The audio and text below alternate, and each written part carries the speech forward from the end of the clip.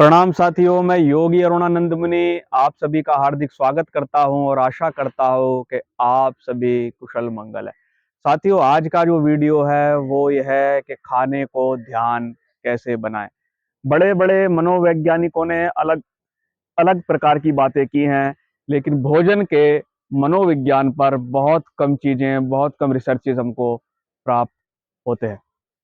ध्यान कोई आंख मूंद कर बैठ जाने की ही चीज नहीं है कि आंख बंद की और बैठ गए, बाकी 24 घंटे बेहोशी में जिंदगी जीते रहे।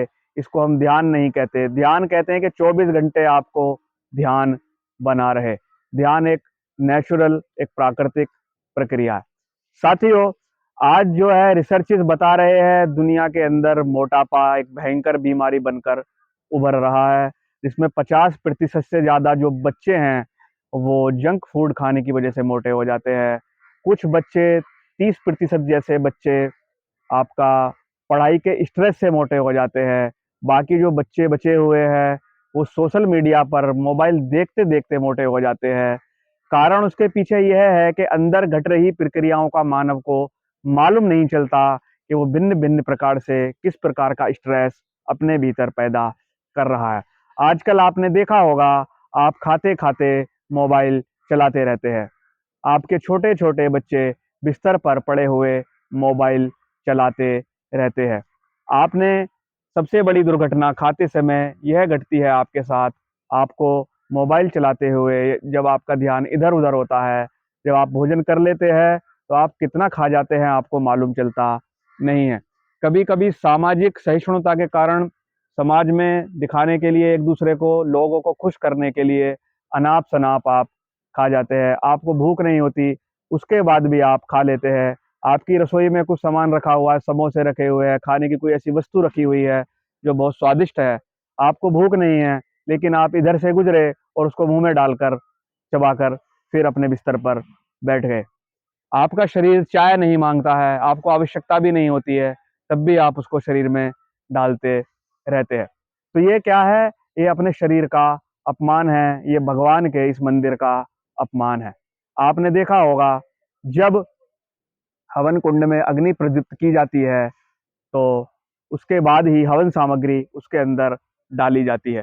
तो सच्ची बात यह है कि हमारे जो पेट है वो एक हवन कुंड के समान है, जिसमें अग्नि प्रदीप्त होती है, अग्नि जलती है। उसी के बाद अगर उसमें भोजन डाला जाए तो खाने का यह हवन, भोजन का यह हवन आपको सुगंधित कर देगा, आपके जीवन को सुगंधित कर देगा, आपके शरीर की सप्त धातुओं को पोषित कर देगा, आपको पोषण प्रदान करेगा। हवन कुंड में अग्नि जली नहीं और आपने स्वाहा स्वाहा करके हवन सामग्री डालनी शुरू कर दी, तो हवन सामग्री ना तो जल पाएगी और पूरे कमरे में धुआं ही धुआं हो जाएगा। आपका हवन ठीक से नहीं होगा।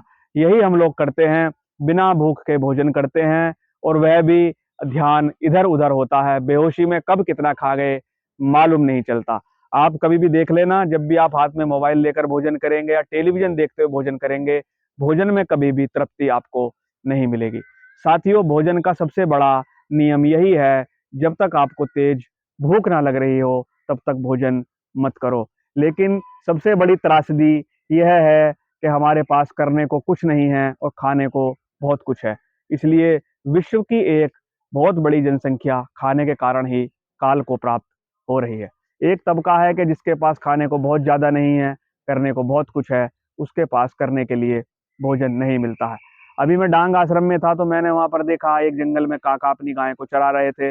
मैंने उनसे पूछा, आप कितना किलोमीटर रोज चलते हो? उन्होंने कहा, मैं 8 से 10 किलोमीटर रोज गाय के साथ साथ घूमता हूँ।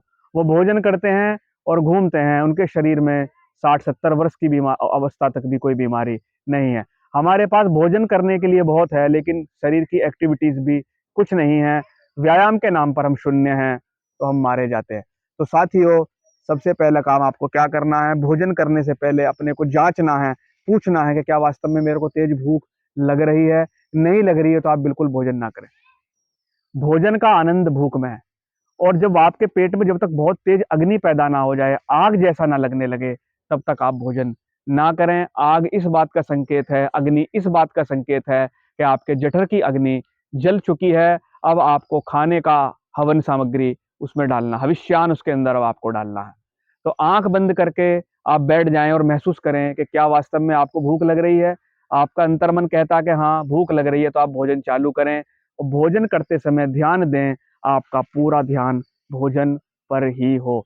जिस काम को हम बिना ध्यान के करते हैं उस काम के परिणाम भी बहुत अच्छे नहीं मिलते। एक विद्यार्थी बिना ध्यान के पढ़ता है तो पढ़ना उसका बेकार है, 8 घंटे भी पढ़े बिना ध्यान के पढ़े तो बेकार है। इसलिए आप जो है चबा चबा कर भोजन करें। चबा चबा कर भोजन करने से ब्रेन का अगला हिस्सा फ्रंटल कॉर्टेक्स काफी हद तक सक्रिय हो जाता है। ब्रेन के वो हिस्से सक्रिय हो जाते हैं जो आपकी मेमोरी से जुड़े हुए हैं। तो चबाकर खाने से आपकी याददाश्त भी तेज होती है।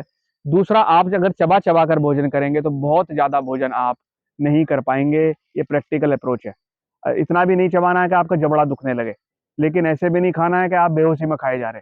तो आपने टुकड़ा उठाया, भोजन अंदर गया, पूरा आनंद के साथ उसका आनंद लेंगे, पूरा सुख लेंगे, उसका पूरा होश में उस भोजन को करेंगे। आपको एक एक स्टेप उस भोजन का मालूम हो तो आप उस भोजन को करते हुए बिल्कुल वर्तमान में ठहर कर उस भोजन को करेंगे, तो भोजन ही आपका ध्यान बन जाएगा और एक भी ग्रास आप एक्स्ट्रा नहीं खा पाएंगे, क्योंकि आप खाते ज्यादा तभी हैं जब आप बेहोशी में होते हैं। तो साथियों, ईटिंग डिसऑर्डर से बचने के लिए, अपने शरीर को स्वस्थ रखने के लिए भोजन को ध्यान बनाइए, मौन पूर्वक भोजन कीजिए। भोजन के समय बोलना नहीं चाहिए, इसीलिए बोला गया था ताकि आपका ध्यान पूरा भोजन पर ही हो। भोजन और भजन दोनों में एक मात्रा का अंतर है। भो में से एक मात्रा हटा दो तो भजन हो जाएगा, ओ की मात्रा हटा दो। तो भोजन और भजन दोनों बहुत सिमिलर हैं।